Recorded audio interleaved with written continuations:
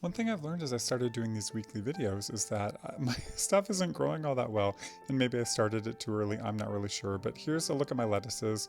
You know, this one's not doing very well. It's technically alive, but barely hanging on, and then there's a couple spots here where there used to be lettuce, but they just aren't there anymore, that have been eaten down, and so it's just kind of interesting when you take a little overview. They look kind of okay, but you get up and close and personal, and they're just not doing great, so I don't know, maybe I put them in the ground too early, who knows. But these are my new lettuces in the greenhouse.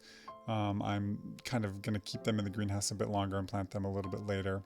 Here's some broccoli. They're doing okay. But my cabbage, I mean, look at these. There's like, if even a leaf left on these things that haven't been eaten off by bugs. Just barely hanging on, not really good colors. And then my spinach, the poor things. But anyway, I'll keep an eye on this stuff. It's, like I said, kind of weird watching it week over week because it doesn't look like it's doing great. My rhubarb, however, is coming in and looking great. And here's some potatoes that I planted this year that have started to emerge. So I'm excited about those.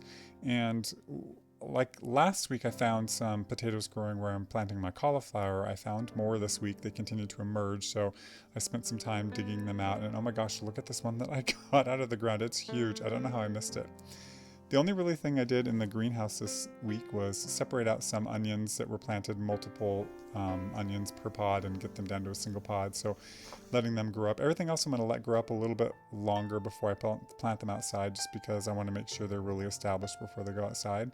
But I got beets, and then you'll see my tomatoes and my petunia flowers that I've started as well. So as always, I'll give you guys an update next week.